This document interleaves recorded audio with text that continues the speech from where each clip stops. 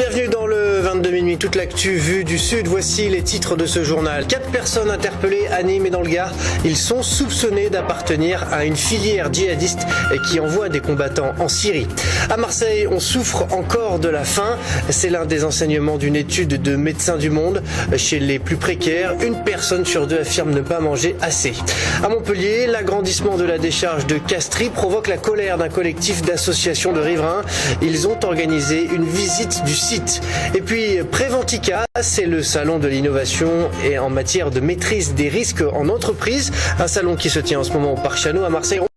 Quelles sont les nouveautés récompensées cette année ?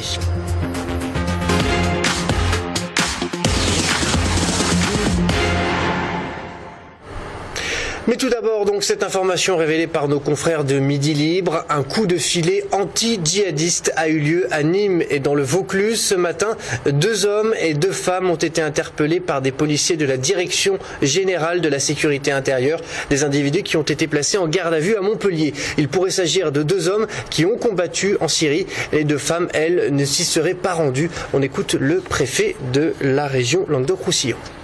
C'est une opération judiciaire qui a été lancée à l'initiative du juge antiterroriste Laurence Levert à Paris sur commission rogatoire, une opération conduite par la Direction Générale du Renseignement Intérieur. Je ne saurais pas vous en dire davantage. Autre titre ce soir avec une enquête de Médecins du Monde qui révèle que l'on souffre encore de la faim en France en 2014. Il s'agit d'une étude menée dans 7 centres d'accueil et de soins, notamment un à Marseille. Une étude qui révèle que la moitié des personnes interrogées déclarent souvent ne pas manger assez. Sidonie Canetto. 39% des personnes à Marseille vivent en dessous du seuil de pauvreté. Les besoins essentiels ne sont pas garantis et cela impacte leur santé. Effectivement, il y a 2 problématiques majeures. La première, c'est le manque d'accès à l'eau et la deuxième, c'est la difficulté de se nourrir quand on vit à la rue, quand on est en situation de précarité et qu'on n'a pas suffisamment de ressources. Et notre étude montrait que pour 77% des gens qui exprimaient un besoin d'alimentation, c'était bien le manque d'argent qui faisait qu'ils ne mangeaient pas à leur faim. On a eu un signalement tout à l'heure là de 3 personnes qui étaient un peu isolées à côté du centre Bourse. À Marseille, même l'été, le SAMU social est mobilisé.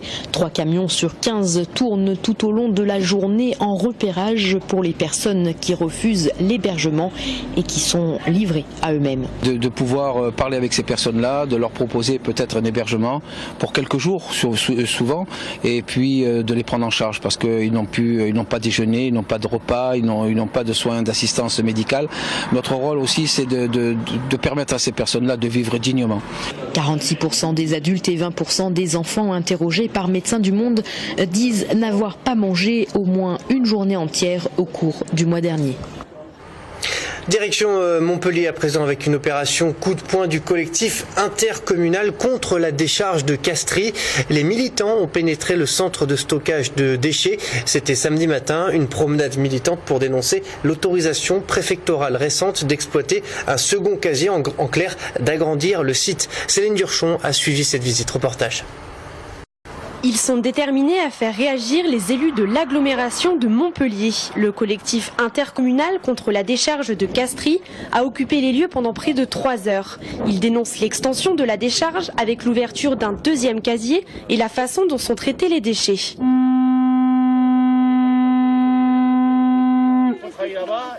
Aujourd'hui, nous nous sommes battus pour que le cahier des charges et la loi soient respectés sur le casier 1, ce qui n'est toujours pas le cas à aujourd'hui. Et nous sommes obligés de constater aujourd'hui que le casier 2 est exactement géré de la même façon que le casier 1, c'est-à-dire complètement de façon illégale et en dépit du bon sens, puisqu'aujourd'hui c'est la santé de tous les riverains qui est menacée à moyen et à long terme. Pour le collectif, les déchets restent toxiques. Pourtant, selon l'agglomération, c'est un centre de stockage de déchets non dangereux qui stocke à la fois des encombrants ménagers, des déchets non recyclables inertes et des déchets résiduels de l'unité de méthanisation qui reste le point à corriger. Pour améliorer le fonctionnement des casiers déjà présents, il faut améliorer le rendement de l'usine de méthanisation de Montpellier. Avec Cyril Meunier, nous allons nous y mettre, mais je ne peux pas être sur tous les fronts en même temps. J'ai déjà fait beaucoup de choses en 2 mois. C'est un problème qui me préoccupe parce que la gestion des déchets est un problème difficile. Il faut beaucoup de courage pour le régler. Je crois qu'il faut prendre des décisions importantes pour l'usine de méthanisation, mais que les castriotes se rassurent et les habitants des communes voisines, il n'y aura plus de casier d'enfouissement à Castries. Une fois rempli, le deuxième casier sera vraisemblablement le dernier. Le collectif ACIDC a déposé une plainte au tribunal administratif contre l'ouverture de ce deuxième casier. Affaire à suivre. Dans l'actualité également aujourd'hui, un exercice grandeur nature à Istres dans les Bouches-du-Rhône. Cette fois, des militaires et des civils ont dû faire face à un accident mettant en cause une arme nucléaire sur la base aérienne. Les procédures de confinement ont donc été testées. Marguerite Kirk. L'alarme retentit et tous les élèves de cette école se retrouvent calfeutrés dans les locaux. S'enfermer et attendre la fin de l'alerte, c'est la consigne à suivre en cas d'incident nucléaire. Au cas où s'il y avait de la poussière qui rentrait, on a fermé les volets, on a mis du scotch. Si jamais il y a un danger, un nuage toxique ou quoi. Car à quelques centaines de mètres de là, sur la base militaire, un rafale s'est craché. Une arme nucléaire a été endommagée. Le vent pousse des particules radioactives vers des zones habitées. Le risque pour la population riveraine, immédiatement riveraine des clôtures de la base aérienne, serait un risque d'intoxication par ces substances toxiques qui se dispersent. Du côté des militaires, on est habitué à l'exercice, même si le commandant de la base estime que le risque d'incident nucléaire est moins probable ici que dans une centrale. Un réacteur nucléaire, il tourne, il est dans une phase chaude, la matière est active. Une arme nucléaire, c'est que du métal stocké à part, complètement séparé, qui n'est pas sujet à un risque de ce niveau-là. Voilà, c'est ça qu'il faut surtout retenir. Des arguments qui ne convainquent pas ces militants antinucléaires. Pour eux, les risques sont sous-évalués. Reste qu'en cas de problème, quels sont les Istréens qui connaissent réellement les consignes de sécurité à suivre ? Les autorités municipales reconnaissent que les réunions d'information sur le sujet attirent très peu de monde. La limitation de la vitesse sur les routes de 90 à 80 km/h, le gouvernement y songe de plus en plus sérieusement. La mesure devrait être dans un premier temps expérimentée sur certaines routes. Alors qu'en pensent les Marseillais? Réaction au micro de Léa Reguillot et Kim Rodriguez. Dans notre région, il y en a beaucoup qui roulent comme des fous. Je pense qu'au moins c'est bien de encore limiter. D'autres choses à régler avec ça. Il y a beaucoup de problèmes et voilà. Et on s'attaque à n'importe quoi. Après, c'est vrai qu'au niveau de la pollution, peut-être que ça peut y faire un petit peu, surtout en cette période de chaleur. Moi, je trouve ça super. Je trouve que vrai, il faut se soucier de l'environnement et il est vrai que réduire la vitesse, c'est très très bon pour notre pays. Donc, je suis ravi vraiment de nos politiciens qui font vraiment du boulot incroyable. Ça va juste mettre un peu plus de circulation. C'est aussi une bonne idée parce qu'avec tous les fous qu'il y a actuellement, je pense même on pourrait baisser jusqu'à 60 km/h. Que faut-il retenir dans le reste de l'actualité? On voit ça avec ce résumé préparé par Axel Bluteau. Les cheminots entameront demain leur 8e jour de grève contre la réforme ferroviaire voulue par le gouvernement.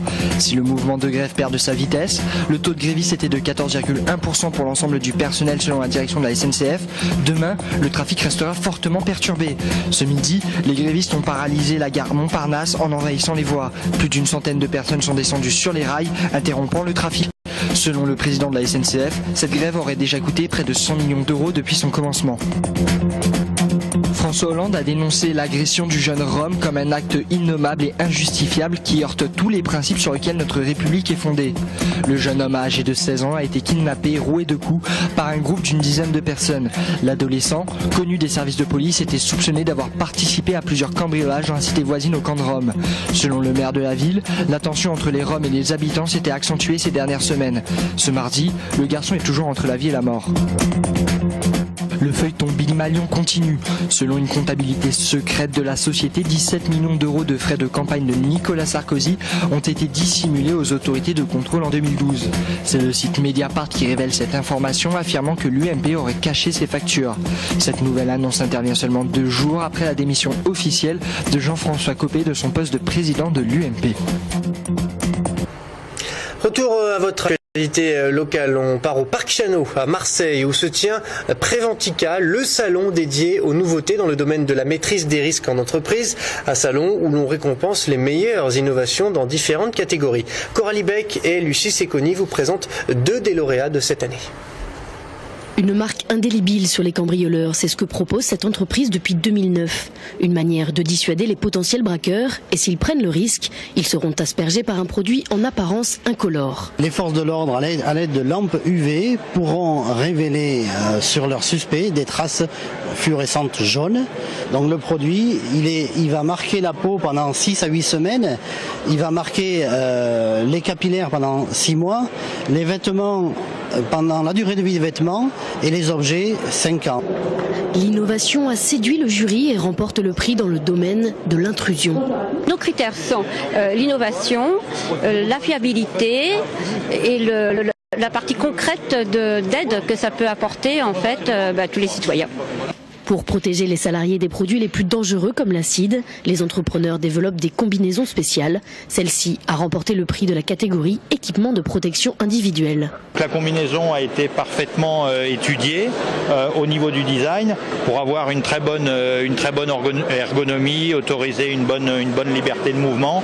On a une forme de la cagoule qui épouse parfaitement le visage. Donc on a un très bon niveau de protection aux poussières et aux liquides et on a une combinaison qui respire, donc qui autorise un grand confort des utilisateurs. Et c'est vraiment une innovation très importante. Les 14 lauréats sont prêts à relever de nouveaux défis pour maîtriser les risques en entreprise. C'est le plus marseillais des réalisateurs. Robert Guédiguian signe un nouveau film qui sort demain dans les salles. Un nouveau long métrage baptisé Le film d'Ariane. Une œuvre assez déjantée qui met en scène Ariane Ascaride et Jean-Pierre Daroussin avec les Calanques comme toile de fond. Reportage. Vous allez où? Vers les ports, là. Je sais pas comment ça s'appelle. Eh ben putain, on est bien bas. Robert Guédiguian prend de la hauteur à Marseille. Au fil d'Ariane, son nouveau film débarque dans vos salles. Le trio s'est une nouvelle fois réuni pour cette aventure artistique et presque familiale. La ville sert à nouveau de cadre à ses acteurs fétiches, Ariane Ascaride, Jean-Pierre Daroussin et Gérard Mélan. Ce film se présente comme une fantaisie mais reste bien ancré dans la réalité. Je sais pas pourquoi j'ai tout de suite avancé à l'idée d'un anniversaire, en fait, de quelqu'un qui le jour de son anniversaire décidait de s'en aller, voilà, de lâcher prise, de changer de vie. Voilà, le jour de son anniversaire, elle se dit que peut-être que sa vie aurait pu être autre chose. Vous êtes combien? Comment ça?